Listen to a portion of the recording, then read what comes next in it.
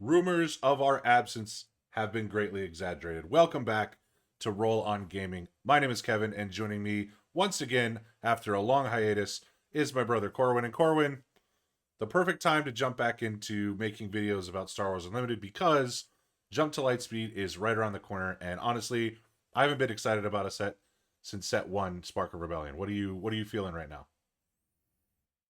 Yeah, I totally am with you on that. This set looks amazing. I have been totally psyched to see all the spoilers and obviously some great leaders, near and dear ones to both of us, Kevin. So definitely looking forward to getting this set in my hands. Yeah, absolutely. And so much exciting stuff going on in the community right now because we're seeing prestige packs being opened, carbonite packs rather being opened Yeah, with this new looks sweet. prestige cards. We've been getting a look at showcases. We've been getting a look at serialized cards. But before we get into the meat and potatoes of today's video, I got to give you the floor because we have not had a chance to talk to you about your goat. That's Poe Dameron, of course. For those of you who followed Corwin's Poe exploits during the world of Star Wars Destiny, and now you get to rekindle those in Star Wars Unlimited. So, Poe the Goat, what are your thoughts?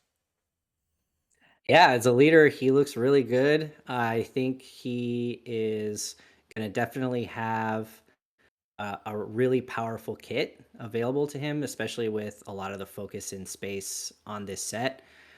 I think if I have concerns, it's just I think he could be a little bit slow because it takes an action to use his ability, then it takes another action to attack with the unit that he's piloting. So I have some concerns about that in a meta that is very fast. But his ability to jump from ship to ship and the fact that it only costs one to attach him to something, super attractive. Very, very excited to try and figure out the best combinations with him. So, what we know about you is that you are not a collector. You're a player. You didn't get a full playset of Vaders until midway through set three. Yeah. So, not exactly, racing to get your hands on everything. But Poe's here, which means Mhm. Poe Showcase is here, the Poe case. One of the first ones that we saw in this new sort of batch of showcases. Are we going to be chasing? What's the deal? Always chasing, Kevin, not Okay. with a lot of luck, Okay.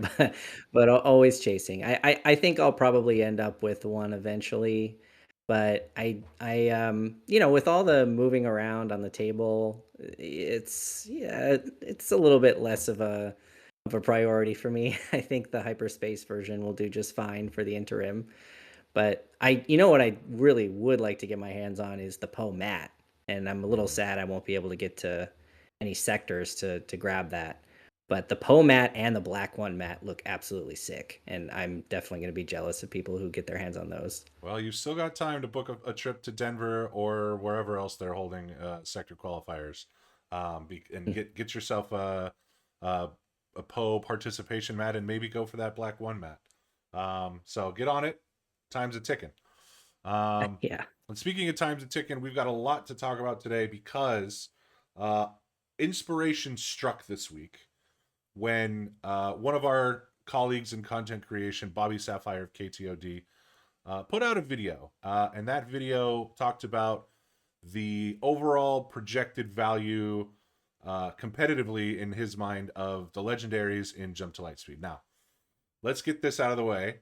I am not here to critique BobbySapphire of all people on what is good competitively. Me and all the wins to my name, that being one store showdown, and maybe one event in Star Wars Destiny. Uh, I am nowhere qualified to tell BobbySapphire what competitive is and isn't. But I like to have a little bit more optimism about a brand new set and cards we haven't played with, and mostly it's stubbornness, right? Because I just want these to be good when I open packs, and now we're going to be seeing more legendaries in packs because they've upped the legendaries and they've also upped the drop rate of legendaries. So I stubbornly don't want to be stuck with a bunch of coasters, which is a word that was thrown around a lot this weekend. So what I thought would be fun is the more casual, more hopeful player, will present you, the more competitive minded player in our group, and the one who has won more things of the two of us, um, with a case to be made for all of the legendaries in Jump to Lightspeed, at least the ones that I feel need a case made of them. And you're going to tell me if I've convinced you to give it a shot or if it's beyond saving and it's just going to be holding up your drink from getting condensation on the table. How does that sound? Yes, that sounds good. Although I also don't know that I'm an authority on what is good competitively, so we may have some differences of opinion and some shared sentiments as well about these cards. Yes. And so if you haven't seen Bobby Sapphire's video on KTOD's YouTube channel, I highly recommend going to check that out. It was a very insightful video, a lot of great points made.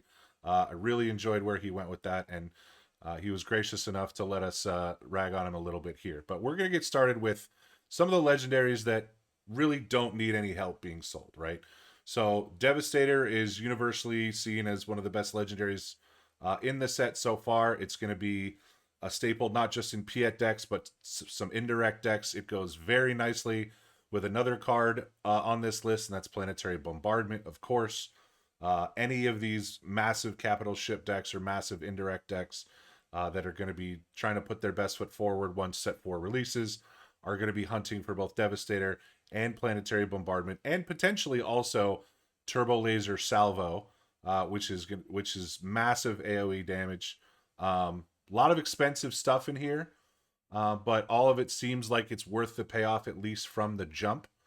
You want to talk about expensive, you also get a chance to look at the Starhawk, which was one of the last legendaries that was spoiled, which is going to be really hard to get out, but once it does, it discounts literally everything in your deck, which is awesome. And then back over to the cheaper side, the more economy side of these legendaries, the Stolen AT Hauler, which is pure value, obviously with the drawback, but people don't seem to be worried about that a ton. Are there any of these that you're concerned about, or are all these legendaries high on your list in terms of playability?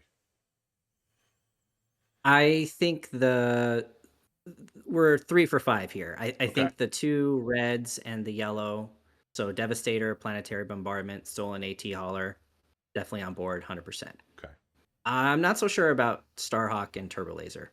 I think Starhawk definitely is a much tougher sell for me being at 9. Mm-hmm. Yes, it's in green, the ramp color, but I, I don't know. I mean, um, it's going to be, like you said, really tough to get this one out. And by the time you do you have enough time to really capitalize on what it's doing?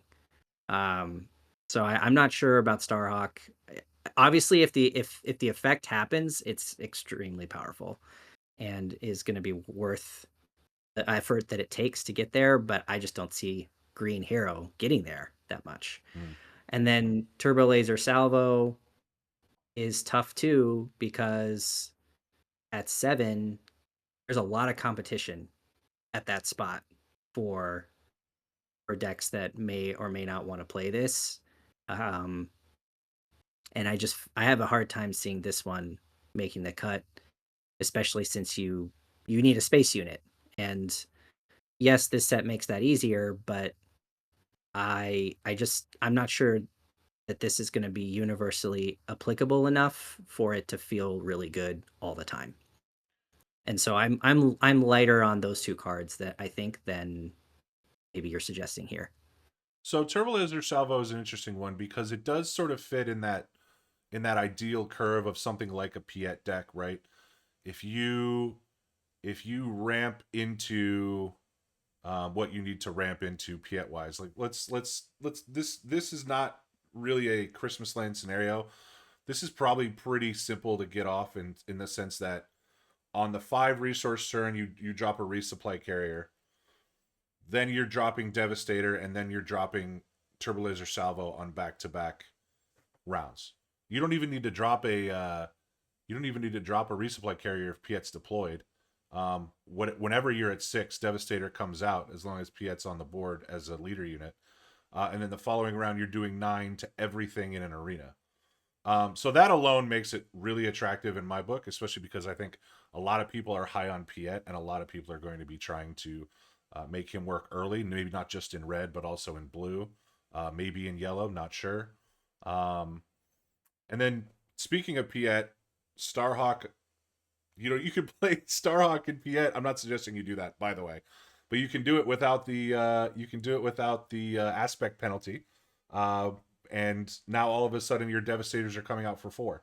But if you're doing it more traditionally in Hero, think about Luke Skywalker at 4, Obi-Wan Kenobi at 3, U-Wing Reinforcement at 4. Like, it's going to be hard to get out there, but when it is, like you said, it's going to be disgusting.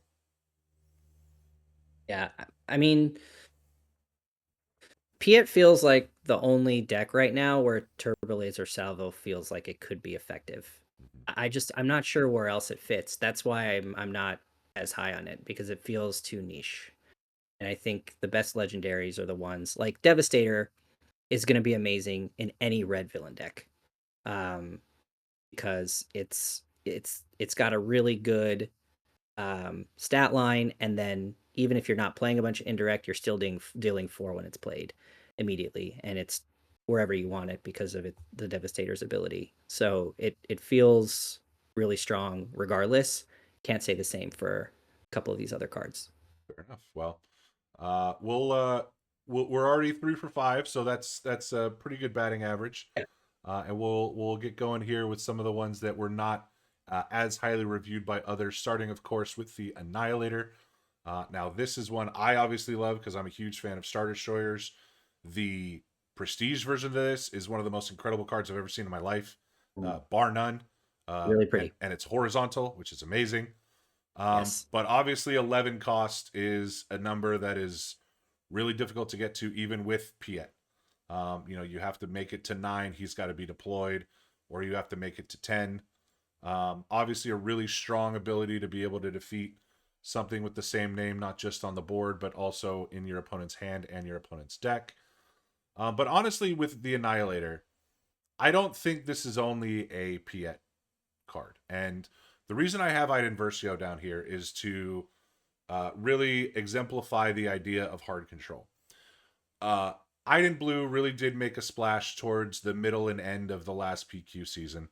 And I know hard control is probably going to be in a worse spot uh, coming up in set 4 than it has been previously, because, as you mentioned, the game is getting a lot faster. But with that said, without any ramp in Iden Blue, it's it was very easy for all the opponents that I played and a lot of the games that I saw Iden Blue being played in to survive long enough to get to 11 resources natively.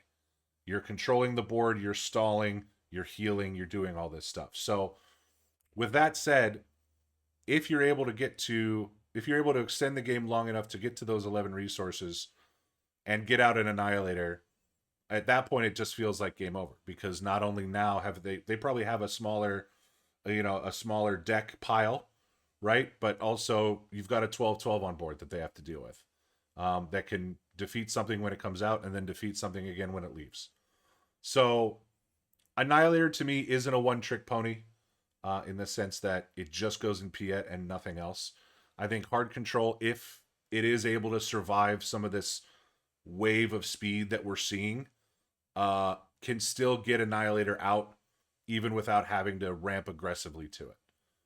Because the ability is just that good, and it affects the board on drop, and it's got 12 power and 12 HP. So, how did we do? Are you in on Annihilator? Yes or no? I think so. I think Annihilator is one. I mean, look, these expensive Star Destroyers in Villain, they are already on the back foot because they cost so much. And this one is no exception. But if you're going to get to 11, this one feels as good as, if not better than, the other options you have. And I do think that in a game where we're starting to get a larger and larger card pool and there are more types of units available, I mean, we have 3 Falcons now, we have multiple Han Solo units, we have, right? So, and being able to clear potentially, 6, 7, 8 cards from a deck is huge. So I really like the upside of this card, and that's why I'm sold on it. Even if it is expensive, the payoff can potentially be parallel to what you're paying, and I think that makes it at least interesting. I don't know if it's going to be good or universally played, but it does make it interesting. So I'm with you on this. Yeah, and also like let's not forget you can defeat a leader with this. And if they Right, have exactly. units of the same name as their leader, then you're off to the races. Yeah, Now, I don't know how many leaders are still going to be out on round 10 or round 8 when you're playing this, exactly. but uh, there's always galactic ambition, right? So I, I Yeah, I mean, I'm you very want to do curious. 11 to yourself. I'm very curious to see if anybody gives a shot to the galactic ambition close the shield gate combo, because that's a Mm, lot of cards to line up, but being able to get Annihilator out for 7 resources feels like it's worth a try. mm. Yeah, So, all right, so that could be Annihilator, interesting. Annihilator, we're in on. I'm doing a great job as a car salesman to this point. Let's move ahead to the Ghost, which is going to be a much tougher sell. Um, you know, let's put aside Hera decks for the minute because obviously this is a Spectre. It helps out Spectres. That's great and all. Um, and then when you upgrade it, it gives Sentinel, which could conceivably give all your other Spectres Sentinel. So you're gonna want to put this in a Spectre deck. That goes without saying. So Hera's up here, both Hera's really, because being able to give all your Spectres restore 1 with the Pilot Hera seems really good. Phantom 2 being able to give all your Spectre units grit seems really good. But again, Hera's not a deck that's being played, so it's hard to make a case for the Ghost based on one leader that hardly ever sees play. We'll see if that changes with the arrival of some of these other Spectres, as well as Sabine's Masterpiece, which is a really good card that we all seem to like. But I think the Ghost could potentially find a place in other decks, in the sense that like you still play Spectres in some of these decks, right? If you're playing in Red Hero, you're still playing Sabine. If you're playing in Blue Hero, you're still playing Kanan, right? And so on paper, this is a 5/6 that can become a Sentinel for 5, which is solid on its own, right? So if you put Biggs on it, this is a transport. Now all of a sudden it's a 5/7 Sentinel, which is not horrible. And then Luke Skywalker, if you play this at a point where you can shield it, whether through his ability or when he's deployed, now you've got a 5/6 shielded Sentinel in space, which in Jump to Lightspeed feels like it might be relevant considering there's going to be a lot more space units. So that's it's the not this isn't a hopeless card for me. It's a much more difficult one for me to look at not objectively, positively than Annihilator, even though Annihilator costs 11. Just because it always feels like, unless again you're in a deck with heavy Spectres, it does feel like you're losing out at the 5 resource turn if you're playing this over something else. But there are possibilities, and that's honestly what I'm here for. So, where do we land on the Ghost? Eh, nope. Nope, not gonna sell me on this one. This Yeah, is a bad card. I just think the problem with it is it's just there's too many things that have to line up for it to do what you want it to do. And even in the scenario you're describing, like with Luke, for example, you need another resource now to turn on the Sentinel. So really, you're not playing this until 6. mm-hmm. Um, and I just, I don't think that it's as good as the first Ghost we saw in Spark of Rebellion. I like that one better still. Sure.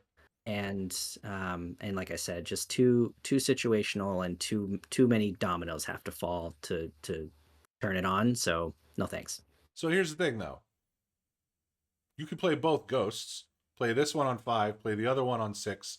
Give the Ghost Shield to this Ghost, and now you have 2 shielded Sentinels in space. That's not enticing Sure. to you?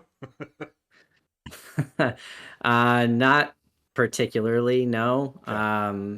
I mean it's just I think that um there are major drawbacks to spreading out the keywords across your units. And again, maybe you're mitigating some of that if you don't run this in a Spectre deck, but I think it could potentially backfire on you.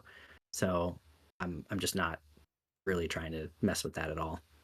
Well, it'll certainly backfire on you if somebody puts a bounty on this. So, Yep. Yeah. Maybe you know what? The art's great. The art's really good. So Yes. let's leave it at some great artwork and we'll move on. You can't win them all. Hondo Onaka. Now this was an interesting one. This is one of the last ones we saw. 4 cost for a 3/5 shielded in double blue. And you can take control of non-pilot upgrades and attach them to different units.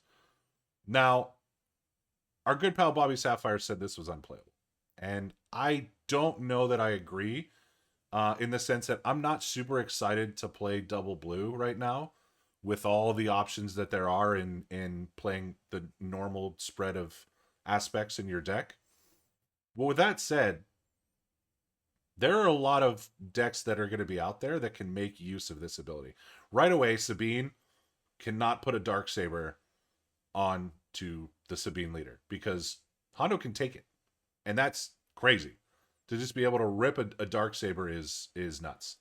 Um, Ray, one of your favorite decks, is giving out experience tokens that can then be taken away by Hondo, and then all of a sudden, right, your understated units that you're playing because you're playing the Ray leader are now back to just being understated units. If you're going up against a Bosk Blue or any kind of bounty deck, those bounties can be removed from your own units and put on your opponent's units, which is pretty wild. And then because you're in blue, this might be, a scenario in which if you've got Long Pike on the field, Long Pike gives your opponent a shield. Well, Hondo can take that shield right back and put it on one of your own units. So with what I expect to be a decent amount of experience tokens at minimum being thrown around once set 4 drops, I do think there's a pretty decent place for Hondo. Obviously a little understated as a 3/5 for 4, but you do get it shielded. And again, as long as he's out on the felt, as they like to say, you can just continue to keep stealing these tokens and even something more impactful like the dark saber and going to town. So I'm a little bit higher on this. My only drawback with Hondo is, again, I don't want to be playing double blue right now. So maybe that factors into his playability. I'm not sure, but I think Hondo's got some run. Mm. I don't know about Hondo. I love Hondo as a character. He's definitely a character that I really grew to love watching the animated shows. But I don't think this card is very good. Um, and I think in double blue, like the biggest problem you have is you're almost always playing vigilance on 4 over him. And so I think the shield that I actually think the stat line is okay. Like the 3/5 with a shield is actually pretty good for 4.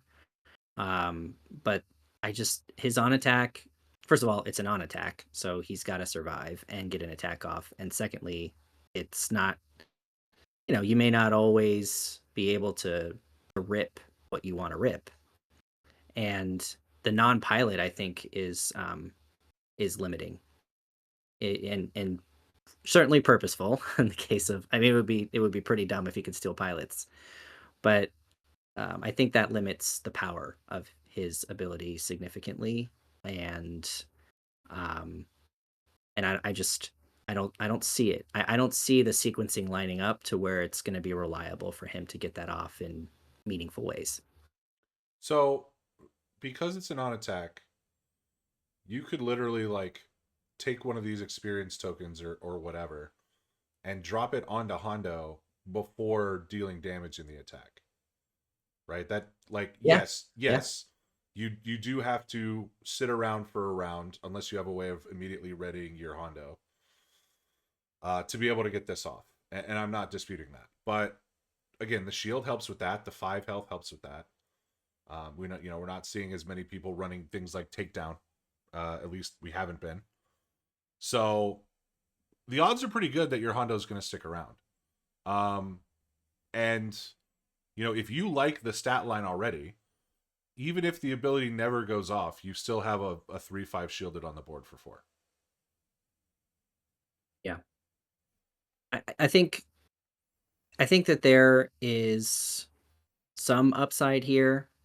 but not enough to really sell me on it because it's also fairly easy to play around too. So I just I don't know that it's going to pack the punch you need. But when it goes off, it's going to be really strong.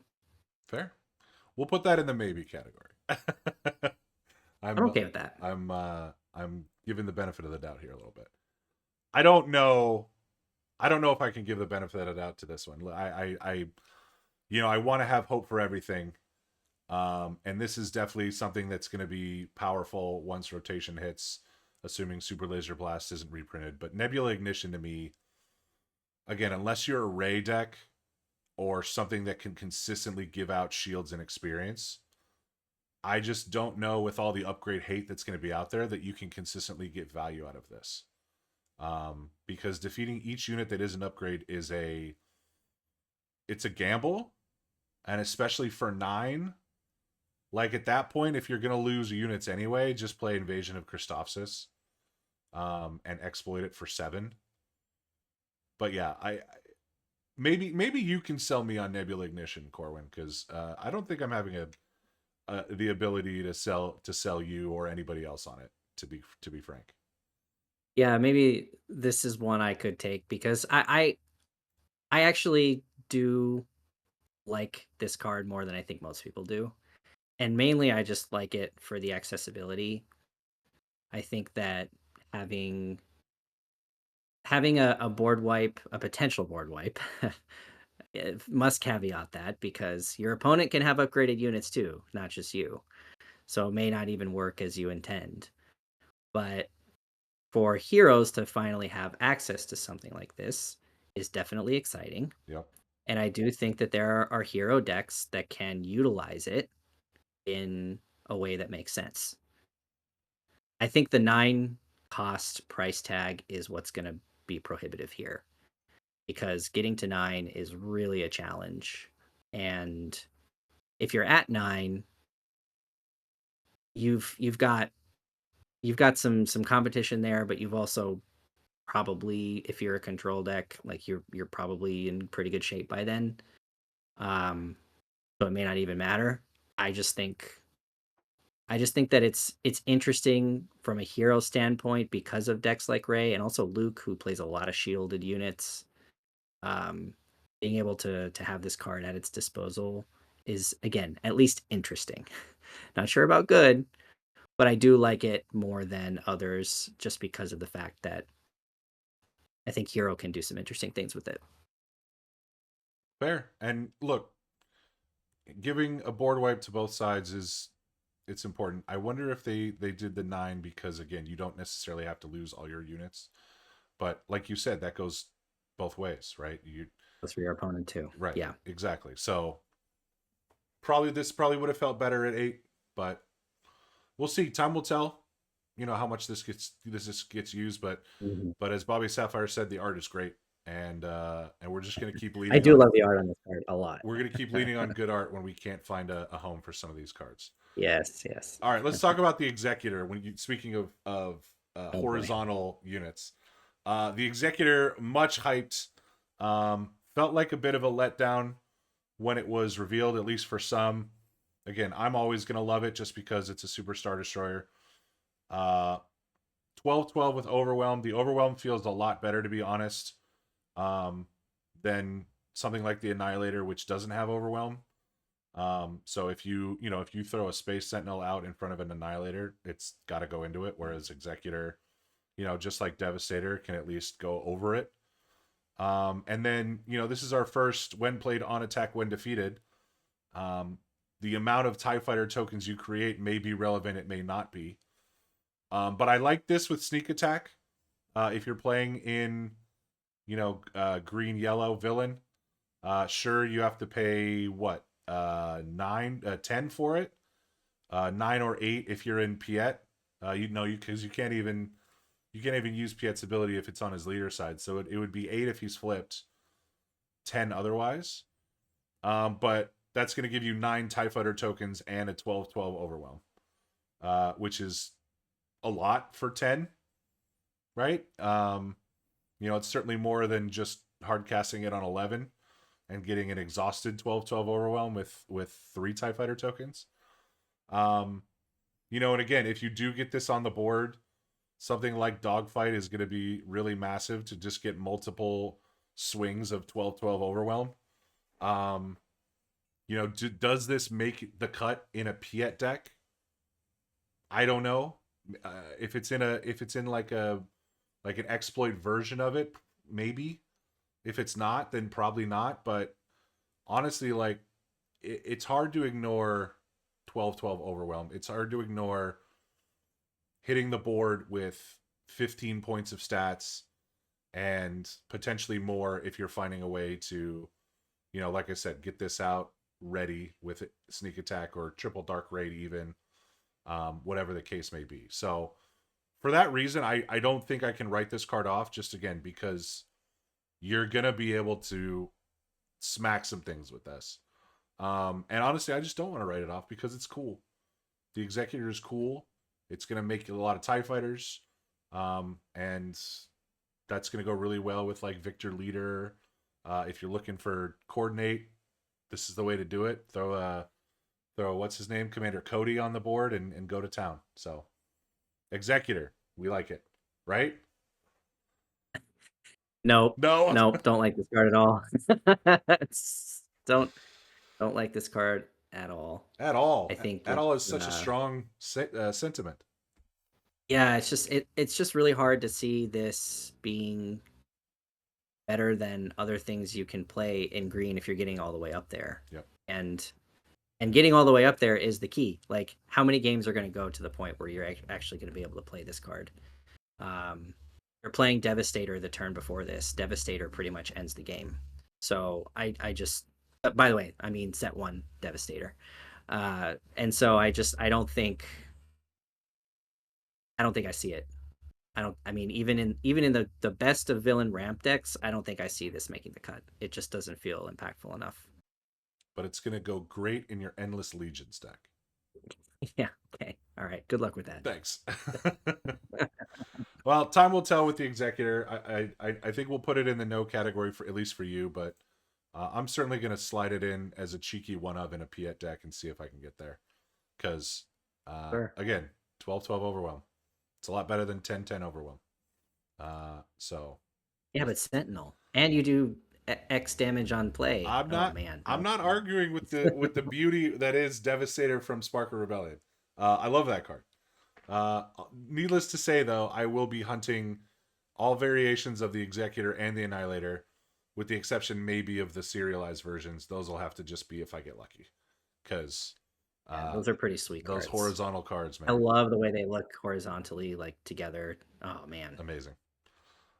All right, I wasn't really in on the prestige cards, and then they spoiled some images, and I'm just like, oh boy. And now you're on the train. Now you're on the train. Let's go. I missed my chance. All right, this is gonna be my oh soapbox. Boy. Oh, this is gonna be my no. soapbox for this episode because I think Scramble Fighters is the most underrated card in set 4. And it's not close because nobody thinks it's good except me. Scramble Fighters is awesome, and here's why. Scramble Fighters is a complete nuke if you've got Clone Combat Squadron on the table. And that's a card that I've been using a lot with Darth Vader, the new Darth Vader Victor Leader. For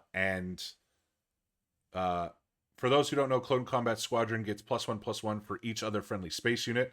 So if you've got that on the board and the 7 resource turn hits and you drop a Scramble Fighters, then all of a sudden, even if you have nothing else on the board, you've got an 11/11 space unit that is most likely ready if you've sequenced your turn correctly. Scramble Fighters, they all come in ready. So if you are in a dogfight in space and you've got Victor Leader on the board or Commander Cody in the ground arena, let's be real, if you're playing with TIE Fighter tokens, you're probably going to have at least one, if not both of those cards in your deck. Then all of a sudden you have 16 points of attack ready in the space unit to completely clear out the space lane, which is awesome for 7 resources. Even if you don't have Victor Leader on the board, yes, it'll be death by 1,000 cuts, but that 8 damage can go a long way in removing some of your opponent's problem space units. Look, the new Devastator is 6 HP. So you're killing that already. provided your opponent doesn't have clear the field or something like that, which we'll see if that card sees an uptick with all the tokens that are going to be out there. And then again, you follow that up the next round with something like a Dornian gunship to be able to do upwards of 9 indirect damage to your opponent when you play it.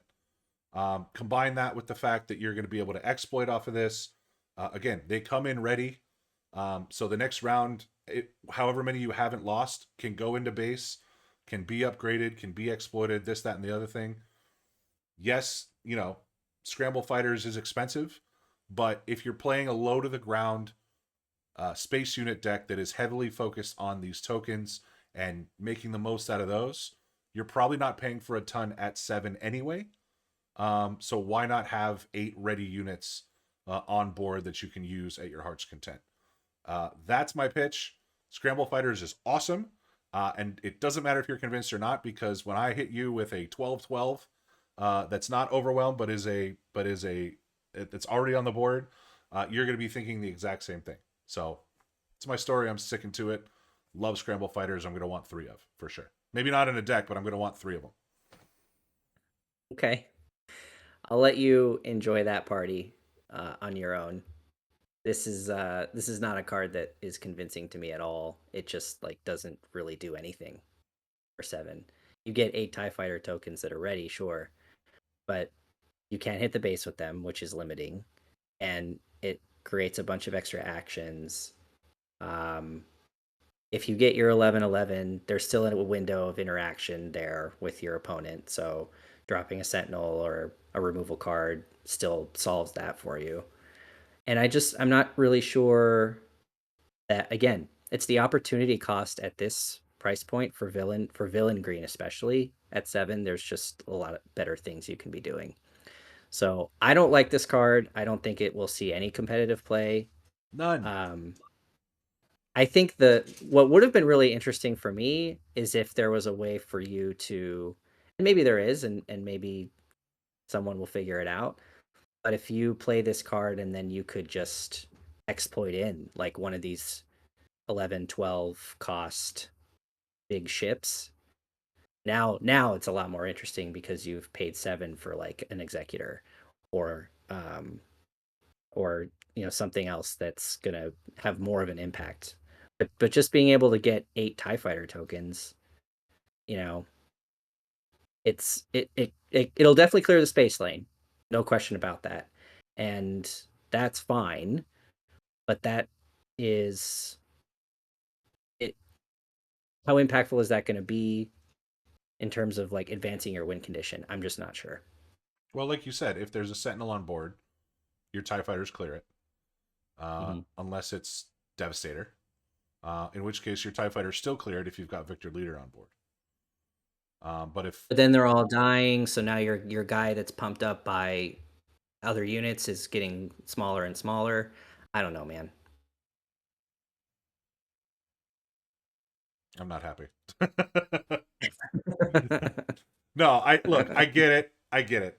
At 7, you can play Vader, you can play Turbo Laser Salvo, you can play a whole bunch of other stuff in Villain Green. I understand. But there will be a world where Scramble Fighters does something, and when that happens, I will be very excited about it. It may not happen in the set 4 meta. It may not even happen in the set 5 meta, but at some point in life, we are going to hear a story about Scramble Fighters, and it all it takes is one for me to be satisfied that it did something at a impactful level, and I will be very happy. And I will not say I told you so, but I will still be very happy because I like this card a lot. All right. Fair enough. Unity of Purpose. Oh boy. Yeah. Look, okay. Mono green. That's another tough sell right now. I think if you're not playing mono yellow or in some cases mono blue, you're probably just not playing mono, right? I know you uh, experimented quite a bit, and as others have, with mono Hera for a while, because you're able to bring in all these other colors with her ability.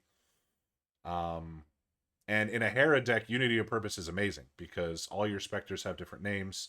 They're all unique. I think we are now 4 sets deep in a world where um, more unique units are hitting the table.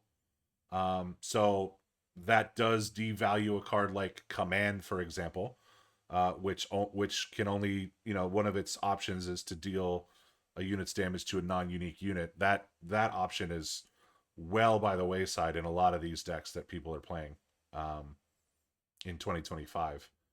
But something like Unity of Purpose, if you have Sabine, Ezra, Sabine's Masterpiece, Kanan on the table, or even if you're in mono green and it's Battlefield Marine, Consortium Star Viper, and Echo Base Defender, right?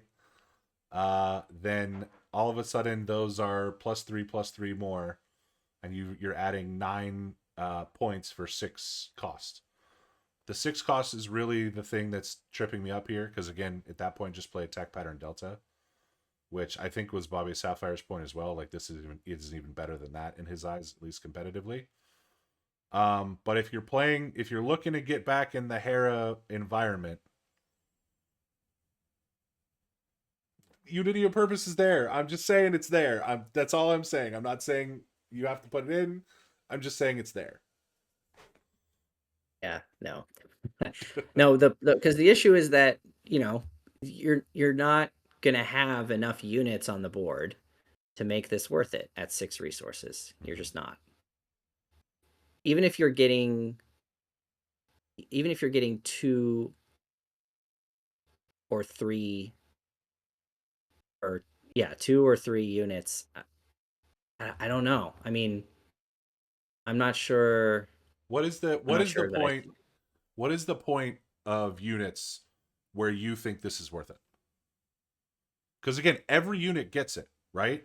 So if you're paying 6 to give every unit on the field +4/+4, and you have 4 units, like, is that worth it? So I think you have to get to 2x the cost. So you would have to have 4 units on board to make this worth it, in my view. So that's then they're all getting yeah.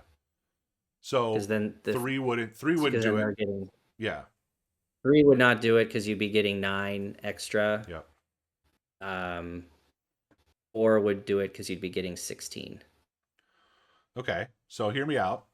Mono green Vader. TIE Fighter counts as 1. Whatever ship Vader's on counts as 1. Unless it's a TIE Fighter. And then insert your Clone Combat Squadron. And you're going to have a lot of units on the board, even with some of them being duplicates in the TIE Fighters.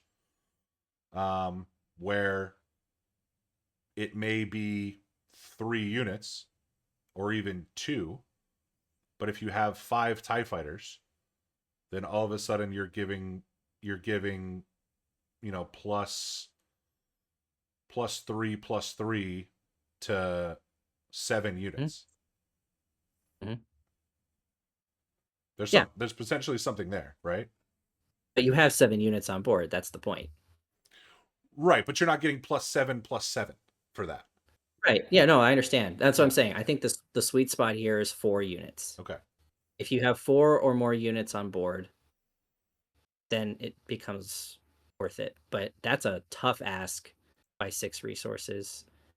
And if that's easier achieved by spamming tokens, they don't share. They all share a name, so you would have to, as you mentioned, have other units, Right. different units out to make that trigger. I don't know. It doesn't feel like a very likely scenario to me. Yeah, again, the art's sweet. at least some of these ones we can't find a case for have really good art. So there you go. All right. Speaking of Darth Vader, yeah, I was kind of shocked by the analysis on this one because, like, to me, this card's awesome. right? And I know the argument to be made that paying 3 for a pilot is difficult. Like I get that. 3 for a 3/3 is just not an upgrade stat line that people are looking to get. But when you pair Darth Vader with a card that we've already seen can be good in a Darth Vader deck, and that's No Disintegrations, where you can re- bring a unit for 3 resources down to 1 HP. And then pair that with Vader's on attack ability as a pilot. Then all of a sudden you're spreading 5 plus damage across the board on top of whatever your unit power is natively. You're hitting base for extra, or you're hitting other units for extra. You're defeating units. And then, oh, by the way, he's a 7/7 on the ground. Yes, that's not as good as Kylo if you ECL him, but you can eject him off of your fighter and have a 7/7 out much earlier than you would have Kylo. Right? You could do this on round 3 if you play Vader round 2. He's going to be great for getting rid of things like tokens. If Darth Vader pilot units leader sees a lot of play, you're going to be wiping out all their tokens with this pilot. I think he's really flexible in the sense that, again, it's not going to be a feel bad like some other units when you play him on the ground. We're not really getting into price here because I'm not really qualified to talk about the prices of some of these legendaries. But if this legendary is $2, you better believe I'm going to stack up on like 10 of them, because I think Darth Vader is going to have some play, and it also helps that he's Darth Vader, right? People are going to want him. People are going to want to experiment with him. If they can get around the cost of some of the higher cost piloting, resource commitment, I think he's got some play. I agree. I like Yes. this card. Yes. I'm sold. I'm sold. I like this card. I think that there's a couple reasons why I like this card. The first is, and you sort of have it here. There's some good combo pieces with him that make his cost not feel more worth it. So if you do have the eject combo, now you're paying 5 for a 7/7 on the ground, which is way overstated. Like that's a lot of good value. Plus you're drawing a card. So I really like that. I also think in a green ECL deck, being able to ECL him in as a 7/7, yes, that it's a vanilla 7/7, but it's still 7/7 for 6. That we don't have that anywhere else. Even Kylo, you need to get his ability off to get there. So that's what I like about Vader. He does bring things that are unique in terms of stats and like potential value for what you're paying. The piloting cost, I'm with you, is high, and it's going to be hard to justify. And I don't think he's by any means an auto include in these red green villain ECL decks, but I do think that he gives you another option that has some potential tricks and flexibility to it. And so I don't think that it's as bad of a card as people are suggesting. I like some of the things you can do with Vader.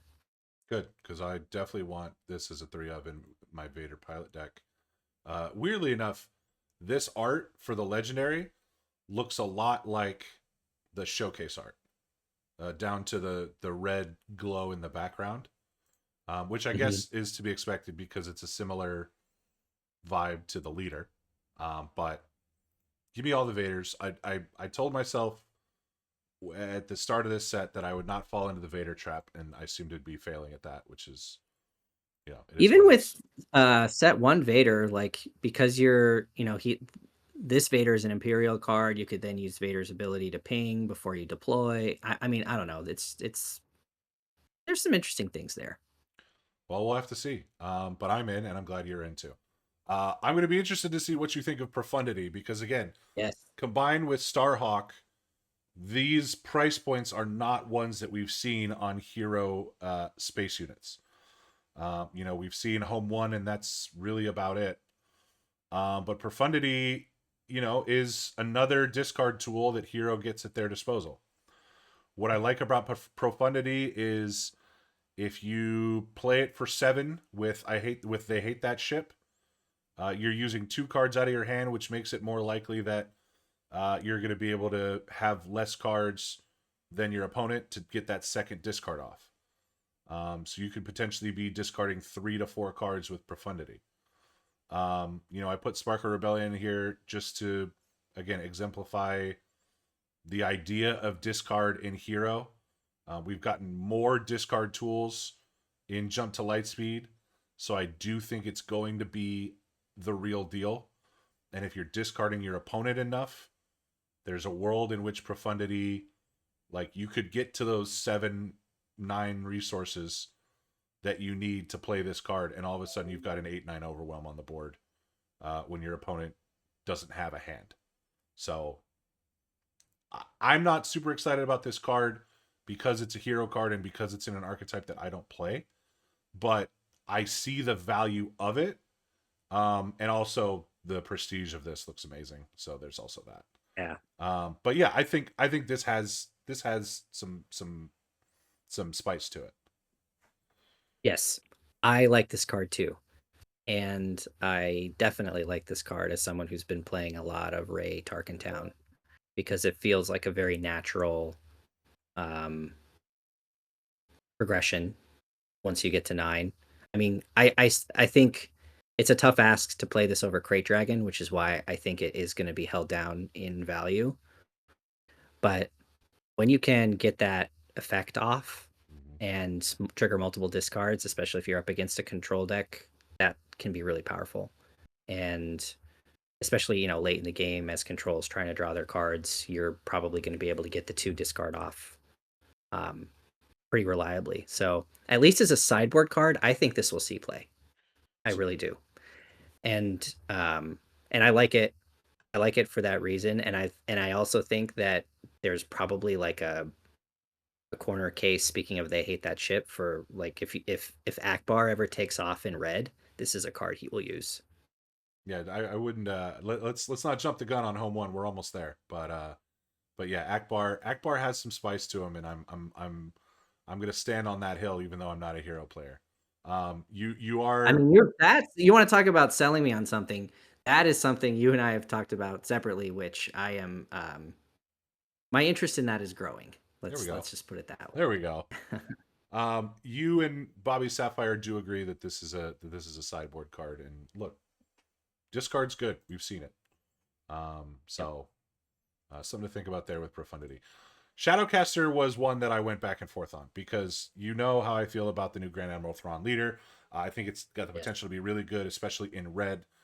There is a bit of a synergy disconnect with Shadowcaster because it doesn't have its own when defeated.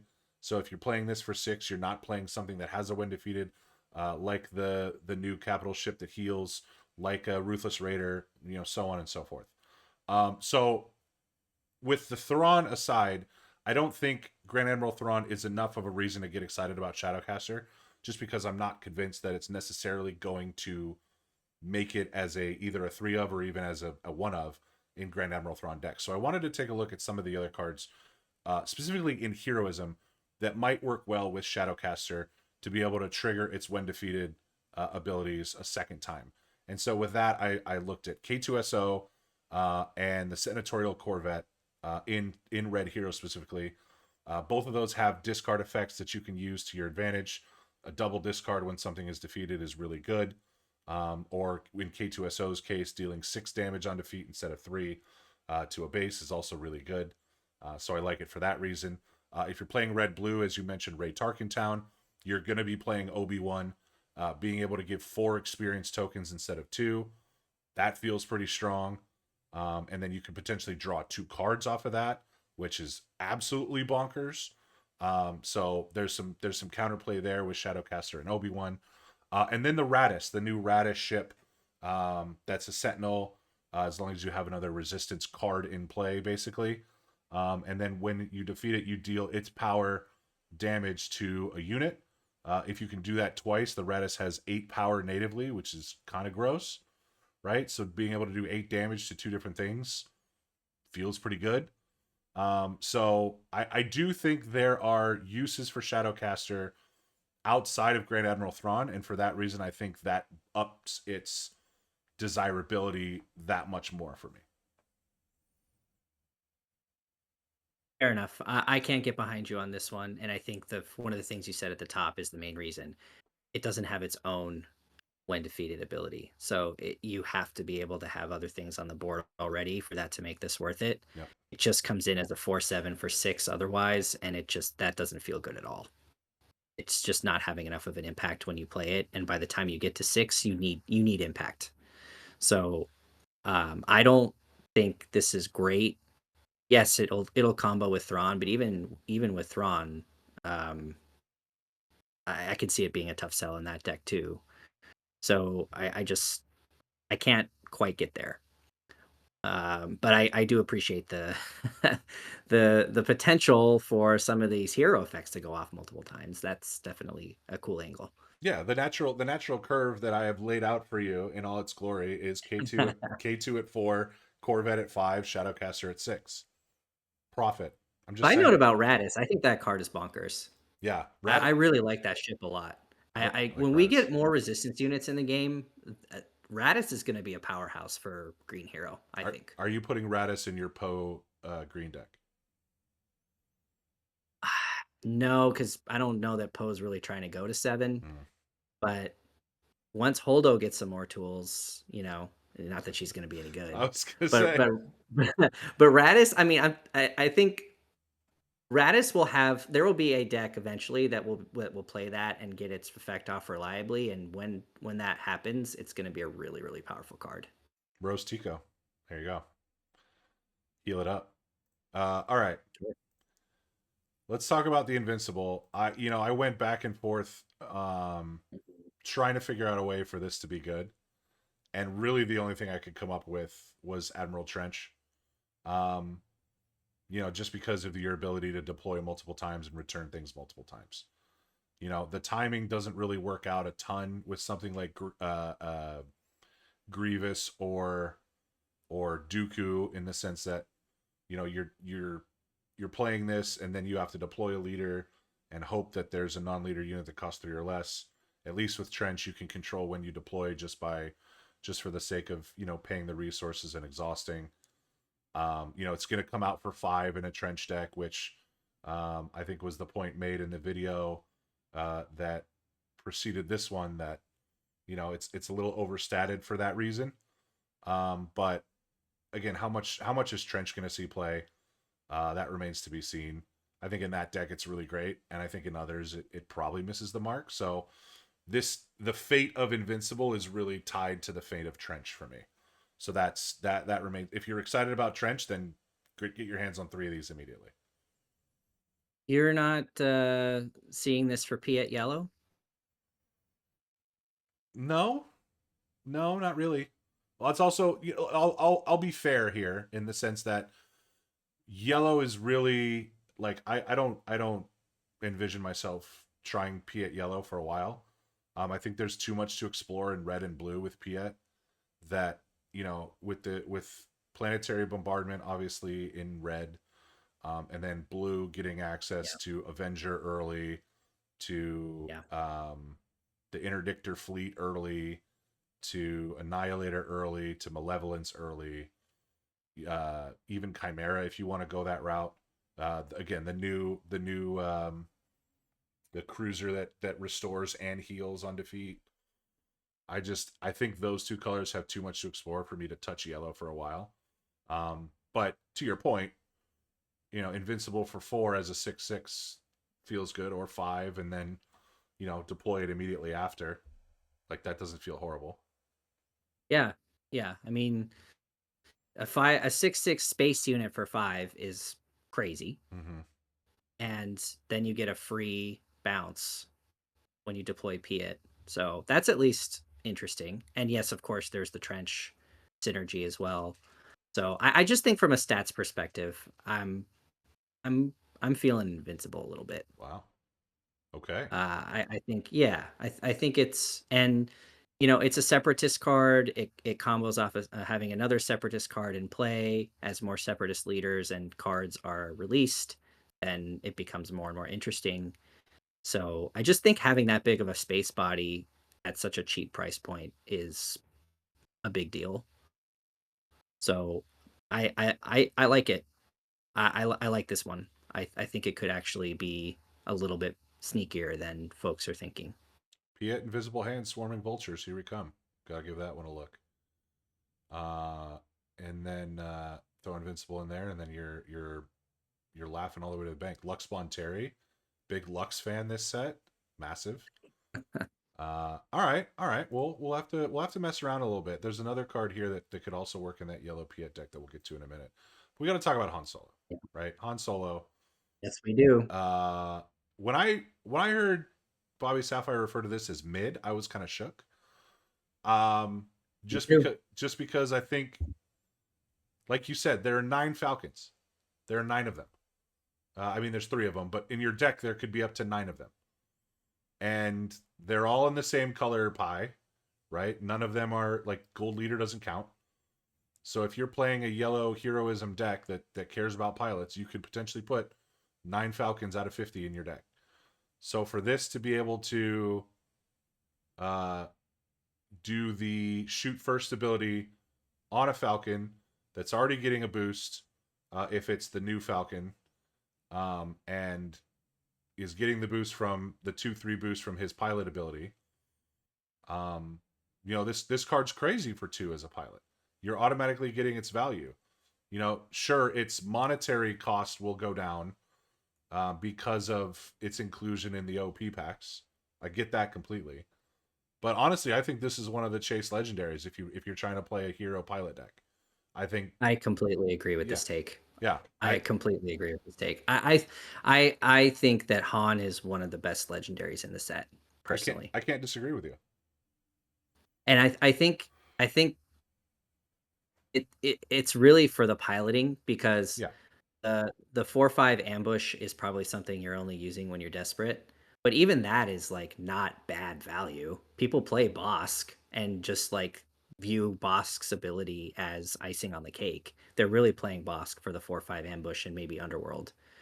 But Han being able to come in for 2, that's the thing. If this was a 3 cost like Vader, not as strong. Definitely not as strong. Yep. But the fact he comes in for 2 as a pilot, right? On a 5 resource turn, if you play the Falcon, set 1 Falcon that comes in ready and play Han, like you're doing 6 automatically with this card, or 5 automatically with this card. And because most Falcons have a lot of health, the +3 is very relevant. Taking those Falcons up to 7 health is big. That means they're avoiding something like Luke. They're avoiding some of these other removal cards. And I think just being able to combo a lot of actions at once, playing the upgrade, attacking, etc., it feels like it's really really strong. And obviously doesn't apply to every deck, but even if you're not playing him on a Falcon, you still get a +2/+3 and can attack with a unit. Like it's that's really good. People are playing pumps all the time. Um, and this is just one more that you can play in yellow. So I think this card is definitely one that people are potentially sleeping on. And I don't know that people are really sleeping on it, but because it's like middle of the pack, but it shouldn't be. It should be maybe top 3 legendaries in the set. Yeah. I mean, this is breaking in, and you're substituting Saboteur for a permanent 3 HP boost. And Yep. you don't have to worry about getting confiscated because you're at least getting an attack off. Exactly. You get the attack off, so you've gotten your value Yeah. and you're only paying for it. Yeah. It's it's so strong. Yeah. Yeah, I like this. I like this Han a lot. This is a 3 of in a lot like this is a 3 of in Kazuda for sure. Like, put it in. Yep. Put I've it in. already been messing around with Poe Yellow, and this is an auto include in that deck. Yeah, absolutely. Yep. Home one. You want to talk about Akbar? Let's talk about Akbar. Yeah. Home one is going to obviously was designed around Admiral Akbar. Admiral Akbar obviously going to be exhausting opponents' units potentially and giving them X-wing tokens. And then all of a sudden, Akbar Home one comes in for 6 instead of 9 for a 7/8 ambush, and is able to ambush. Now, obviously, if Home one had overwhelmed, that would feel a lot better. but maybe you have Captain Tarkin on the board already, and you can get that overwhelm. That'd be pretty sweet. And then home one comboing with They Hate That Ship. If your opponent has one space unit, you can play home one on the 4 resource turn, and that is absurd. Like, that's crazy Mm-hmm. town. The value there is insane. I think Akbar Red is going to have it's going to be a deck people are sleeping on. And maybe they're not sleeping on it. Maybe lurking in the shadows of the KTOD Discord, they're already talking about Akbar Red. Yep. But I don't know. I don't know. With all the discard and the control that you can find in red yellow hero right now, I would not sleep on Akbar, and home one is a big part of that because you're going to be able to get it out early and all of a sudden have a 7-8 on the board that you will have attacked with at least once. Yeah, I agree. Akbar, as I have been looking at him and thinking about him more and more, is becoming more and more interesting, and the cheating effects of home one obviously is a big part of what he's going to be able to do. And then, as you said, the discard package will potentially fit really well with him. So you don't need to sell me on this one. I'm in. Great. That was easy. Akbar. Toot toot. Let's do it. Take you back to the Destiny days with Akbar. All right. Radiant 7. Since we're talking about Mm-hmm. that Piet yellow that you mentioned earlier. Radiant 7 is a tough one for me because I want to like it. I really do. Like, I think it's got, and this is one that others have said is actually stronger than it looks. Um, including BobbySapphire. He said it's got some legs, but where does it fit? Where are you okay paying 7 for this? Right? How good is Indirect going to be? These are all questions that are going to need to be answered. Aside from a P8 yellow, this is going to go great in Boba Fett because that 5 Indirect becomes 6. The ability of giving units -1 for the damage on them, that's going to combo really well with something like a Django, something like a War Juggernaut, which is coincidentally also going to be great in Django. Um, I just don't know that at 7 you want to play this over other things, which is a point that you've made a couple times already in this video. But maybe I'm wrong. Maybe if this isn't a deck, this is in the same deck as a Devastator, a set 4 Devastator, mind you. You're able to control where that indirect goes, and that's just a 5 direct at some point. So Yep. Yeah. So I'm higher on this card than you are. okay, I actually think that this is a really good legendary. okay, I think the reason for that is because, well, to address the opportunity cost point, those other 7 costs we looked at were in villain green, well, number 1, and number 2, they were events. And so this being this being a unit, it's a little bit of an apples and oranges thing. But what I can say is, where I'm most interested in this card is comboing with triple dark raid and or sneak attack, because I think that this will uh, really represent a big threat when coming in off of those cards and coming in ready. You immediately deal the 5 indirect, and now you're swinging for 5 more. That is that's some value. And and also, it's, heroes can use this too, which I think is potentially interesting in maybe a corner case. But it's impactful when it's played. It's got a decent body. If you can cheat it out early, which Bill in Yellow can pretty reliably do, um, I think it's gonna feel really good to hit the table on 5. So I'm interested in this card, I think, more than a lot of people are. it's a good reminder that whenever we see a vehicle like this, we have to look at it in the lens of triple dark raid. So you know, uh, that card's not going anywhere, especially now that we're coming out with the vehicle set. So Like, if you have Django deployed and you play this thing, and now you're exhausting multiple units at once, I mean, yeah, that's that's pretty good. And they're getting -1, -0 for that damage. Now, I don't know if your opponent's going to do that, but if he's not, or she's not, then you're hitting the base. I don't know. I yeah, think I think it's solid. I do. I think it's solid. Yeah, I think we all have to continue to worry about Django as set 4 releases. So we'll see. Yes, for sure. We'll see what comes of that. And then finally, last but not least, Death Star plans. Uh, I kind of love this. I kind of love this a lot. Um, it's obviously got a massive drawback if in the sense that your opponent can just steal it by attacking, and now their units are discounted. At least the first one they play each round. But I think there's ways to maximize Death Star plans. I mentioned Piet. If Piet has got some units hiding behind a Sentinel, or if you put it on Piet himself and your opponent doesn't have anything in the ground arena, or vice versa, you put it on a space unit, they don't have anything in the space arena. All of a sudden, now you're getting that Annihilator for 4 less. You're getting your Annihilator at 7, which is bonkers, right? You know, it's not just going to be for the big units. I put Sabine Wren on here from Twilight of the Republic because when Sabine's exhausted, she can't be attacked unless she's given Sentinel, right? So if you're playing aggressively in the sense that you're being able to take initiative every round, put a Death Star plans on Sabine and then attack with it first action. You'll never have to worry about Death Star plans being stolen unless your opponent can find a way to give Sabine Sentinel. Which there is a card in this set that gives everybody Sentinel, and they all lose Saboteur. So that'll be interesting. That's a rare, by the way.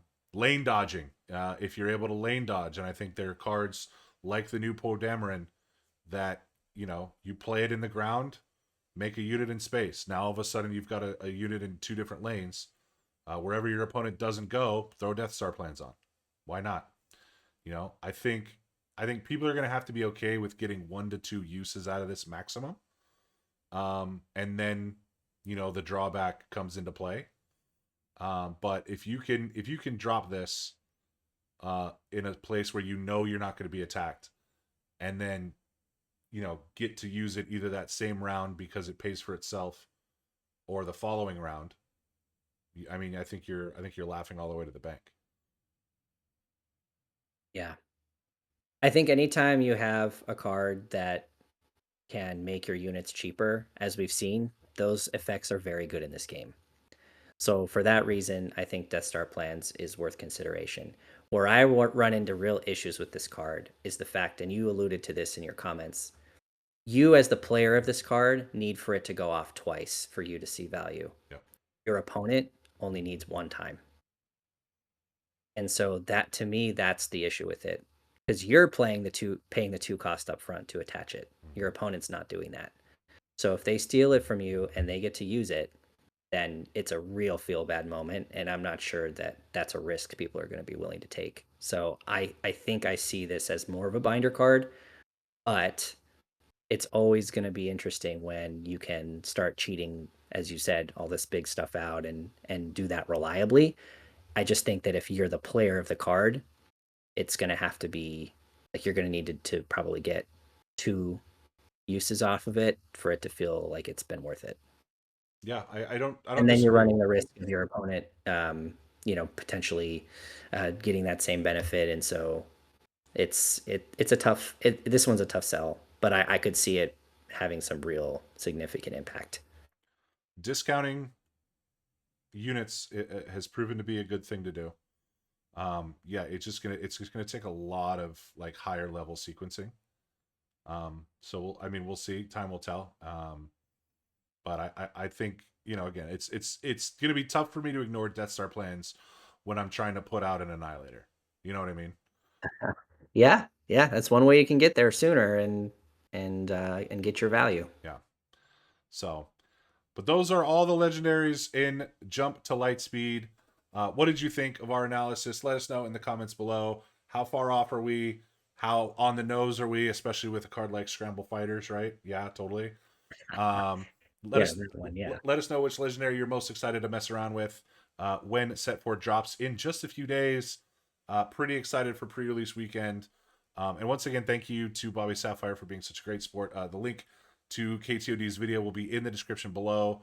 And I need pre-release weekend to be here so I can start pulling some of these and messing around with them. And and proving you wrong of all the things that we disagreed on, except Nebula Ignition, which is that's a tough one for me.